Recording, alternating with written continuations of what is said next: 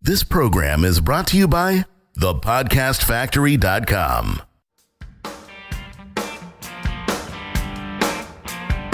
Hi, my name is Igor Kheifets, and this is The List Building Lifestyle, the only podcast which delivers cutting-edge conversion strategies from the online trenches straight to your earbuds. Download the transcript of today's episode and all future episodes at listbuildinglifestyleshow.com. I also invite you to grab a free copy of the Wealthy List Builder Survival Guide at listbuildinglifestyleshow.com/survival. And now, once again, it's time to claim your list building lifestyle. I'm kind of embarrassed because I haven't read any of the classic books, and I'm afraid today, Igor, that I might cramp your style. So I hope you'll let me come along with you and the list builders on this journey. Don't be afraid. Don't be afraid. So, all right. That's my opening, actually, suckers. But here, Igor, what do you have in store for us today? Because I kind of gave it away. Oh, okay. Wait, we're recording? Shit, okay. Okay, well, today's episode is going to be all about books. And if you hate reading, you should not listen to it. But if you want to get rich, if you want to make millions, then you should definitely pay attention, because one thing we've established is that millionaires are avid readers. It's just a given. I don't know anyone who became successful, who stepped out of poverty and became great, that just ain't always constantly reading. I mean, one of the questions that Donald Trump asks when you meet him in a seminar is, what are the 3 books you're reading right now? That tells you something, right? Yeah. That tells you something. What really gave it away for me, and this is a guilty pleasure, every once in a while I'll watch some of those shows where they have like the old estates and mansions and the homes of million and billionaires. And what really drove it home for me was that in those giant homes, almost every single one always had a large library. Yeah. And but they never show them reading. Right. It basically implies, look how many books you got to read before you can become a millionaire. Yeah, there's a standard. But yeah, I agree, man. I love to read. And even though I haven't read some of the classics, I do thoroughly enjoy reading. So I'm looking forward to this list. So this list, we're going to give you 7 books in this episode. And it's not every single book is about money. And not every single book is about, success. However, each and every single one relates to helping you mold yourself into the kind of person that you need to become in order to be a millionaire. We already spoke about this many times where, we share that you have to not strive to make $1 million, but you have to strive to become a person that is worth $1 million. Okay, so become that person, and that's what these books are all about. So the first one I recommend, and that's it's a classic. It sold more copies than the Bible, and it's called How to Win Friends and Influence People by Dale Carnegie. Have you read that one, Jonathan? I actually have read that one. So you can testify to how amazing that book is. It's one of the first self-help books I've ever read, and it just, I was never a social person. I was actually antisocial, and I was really like a poor communicator before I read this book. And it gave me some rules and guidelines on how to become somebody who's able to quickly connect with a stranger and create a great impression of himself, right? How to connect with people, how to win friends. I mean, the title is just exactly what it is. It's how to win friends and influence other people through just proper, ethical communication. No dirty tricks, no nothing, just proper communication. And, if you find yourself struggling with that, if you find yourself struggling to create connections, then you absolutely have to check this out. Very easy read.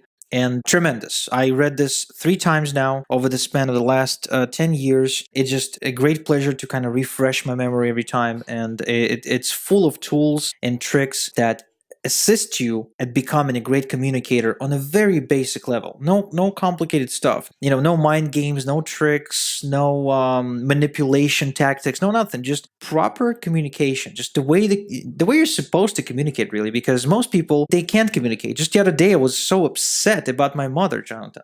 She can say something insignificant, but she can say it in such a way that really fucking hurts. And because she's my mom, I can't really lash out at her, and I have to kind of keep myself in check, but it could get so frustrating just talking to her. And you want to be the opposite of that if you are to become an influencer, right? You want to become a person that people enjoy communicating with, and that just by communicating with you, they feel better about themselves. Yeah, man. So the second one is No More Mr. Nice Guy by Robert Glover. Now, this book is big, especially for people who come out of the big families, because the one thing that you learn when you grow up in a household with lots of family members, that selfish is bad. That, taking the first bite of the pie is a bad thing. I remember when I was a kid, we used to visit my grandmother every now and again in Russia. So it would be like a 12-hour drive from Ukraine, and we would come and stay there for like a month. And so obviously, when we come over, my grandma made sure she stocked up on on candy. I was a chubby kid and I loved candy. So anyway, there was a last piece of candy left one time, and I took it. And my aunt saw me take it, and just before I was about to eat it, she said, "Hey, what are you doing?" I'm like, "I'm eating candy." She's like, "But that's the last candy. I saw it's the last candy." She's like, I'm like, "Yeah, that's when I eat it because it's the last one." She said, "Did you ask anyone else if they want it?" What? In my mind, I'm thinking, why the hell would I do that, right? But I might eat it. Yeah, but to her, I say no, and she said, and she was really angry with me about it. Basically, that was the first time that I learned that being selfish is really, really bad. And from that point forward, growing up in a post-Soviet household, you're being taught to think and care about other people more than you think and care about yourself, which ain't such a bad thing. But a lot of people take it to the extreme and start living their life for other people. And they put themselves on the back burner all the time. As a result, lots of issues develop, Jonathan. Lots and lots of personal issues develop, and people end up, spending lots of money on therapy and take pills and stuff like that. So no more Mr. Nice Guy. It's not just for guys, it's for women as well. It's for anyone who finds themselves that they're always the last. They're always getting the bad deal. They're always they're not getting what they want out of life. And I assure you, that's just the result of your habits, of the habit of putting yourself last. So, no more Mr. Nice Guy. I highly recommend it. If you are to become a millionaire, you want to read it ASAP, because you can't be a millionaire. You can become a person of value. You can become an influencer. You can't become successful unless you put yourself first to some degree and demand what you think you're worth out of life rather than waiting for something to happen. I want to take you on a side story. We were looking for, we're looking for daycares because our child needs to socialize a little instead of just hanging out with us. But we went to this place the other day, Igor, and I liked it. They had a good curriculum, they had languages, they had culture. I was really digging it. And then the director tells us this story about, we have different months, and this month we're doing the sharing is caring, and it's better to give than it is to receive. And right then I was like, I don't like this place anymore. Because better than give to receive is a poor person's mentality, in my opinion. And maybe that makes me a jerk, but if you don't have enough, then how can you give? And exactly. So it's kind of interesting that you brought that up. Yeah, you're absolutely right. And it's, in an airplane, when they do the whole safety movie or whatever, right? You're told that you should put your own mask first and put, whoever you're assisting, you put their mask on second. Yeah. Because if you suffocate while you put their mask on, that you didn't help yourself or them. So that is exactly why No More Mr. Nice Guy is such a valuable book, and anyone who is, well, for the lack of a better term, thinks of themselves as a loser. If you have a self-image of a loser, you absolutely need to read that book. Now, the next one is all about selling. It's all about putting selling in perspective for yourself. Is all about developing a great relationship with the skill set, because oftentimes it is being misinterpreted as, a sleazeball sort of thing, right? So the book's called The Secret of Selling Anything by Harry Browne. And what it does, it shows you how to sell in an ethical way and generate so much goodwill doing it that you'd be stupid not to sell. I really don't need to, quote unquote, sell this book to you because, you need it. You trust me on this one. Just trust my word on this. You need this book if you are to do anything with selling. Now, the next one is Influence, Psychology of Persuasion by Robert Cialdini. And just like you mentioned, GR, before we started this call, it is everywhere. Like it's been recommended pretty much by every single resource out there as the Bible for people who want to influence other people, who want to sell something, who want to create a following of some sort. And it is. It is a great book. It describes the 6 principles we gotta use in order to convince other people to basically comply with our will, and do it in a fairly ethical way. Now, there are some tactics described in that book that aren't, they're borderline ethical. But overall, extremely just fascinating read. Fascinating, and you'll learn a whole lot just reading what Cialdini writes about, because he did a great job of summarizing everything you need to know in order to become an influencer. I wouldn't say that's the only book on influencing that you gotta read. There's plenty of other books, like The True Believer, for example. However, it is a great start if you've never influenced before, and if you really have an issue with getting other people to do as you want them to do. By the way, this includes parents, right? I mean, there's one concept that Robert Cialdini talks about in that book, scarcity, which works really great on kids. Like that, the fear of losing out, the fear of missing out is just, I used it so many times that it's just, it's just automatic now. And I often use it to convince my daughter to do what I feel is right. So anyway, I highly recommend it. Highly recommend Influence. Now, the next one is No BS Time Management for Entrepreneurs by Dan Kennedy. Now, as a disclaimer, okay, I always tell this, but maybe you're brand new to this show. I'm a Dan Kennedy fanboy. Anything with Dan Kennedy's name on it, get it. I don't care if he published it in the 70s. Get it anyway. Okay, Dan Kennedy has been tremendous influence on my success. I really hope to meet him one day. And, this guy knows what he's talking about. Trust me. Anything that he says is 90% of things he says are true for me in my business and in my day-to-day life. So No BS Time Management, the reason I decided to include it in the 7 books that'll make you millions is quite simply because if you don't know how to manage your time, if you allow other people to manage it for you,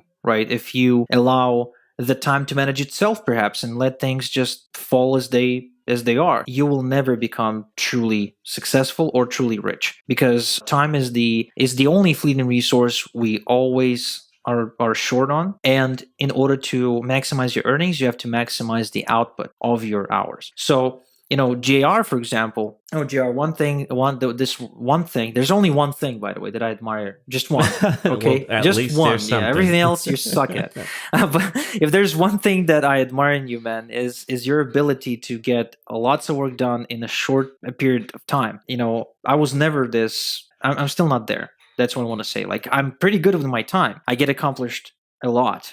Okay, in the last 8 years, I accomplished more than most people accomplished in their lifetime. Yet, I feel there's the next level, and you're really, really good at time management. So perhaps you could recommend a couple more books on this. I got to tell you, that book that you just mentioned from Dan Kennedy was one of my biggest influences with my time management, because Dan is a master at that. You can't even get to him. You have to fax him to talk to him, and he's got layers insulating him. That book really inspired me to be a real asshole about my time. Yeah. And you gotta be to protect it. You gotta be an asshole about your time. You gotta be an asshole about your money. You gotta be an asshole about your relationships. I mean, oftentimes I had to cut out, friends out of my life because I realized how much time they sucked and how very little value they brought into my life. That's an asshole thing to do, but I had to do it. I had to put myself and my interest in my family first. That's, as simple as that. Because let's face it, we are all going to die, and I want to spend my life the way I see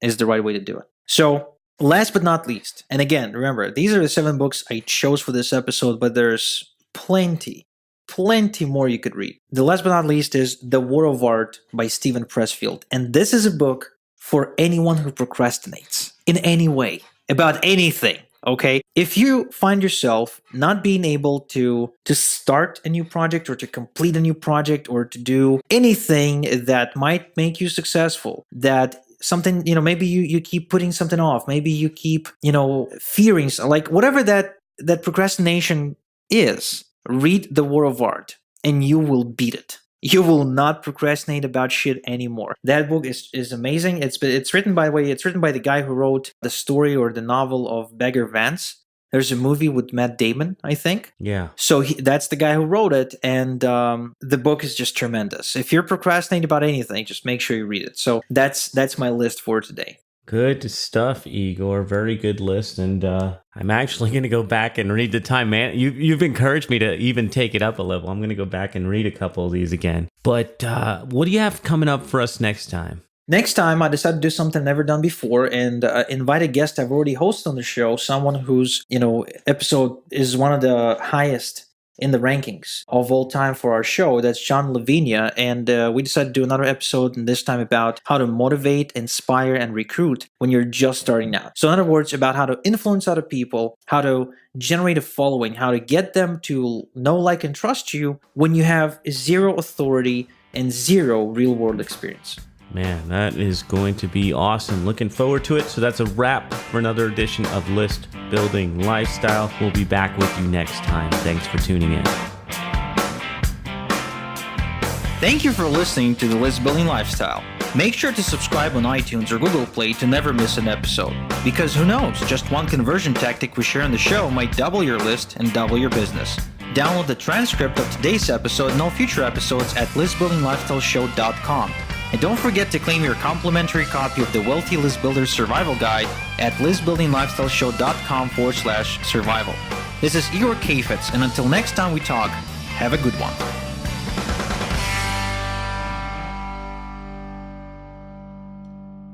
This is the podcastfactory.com.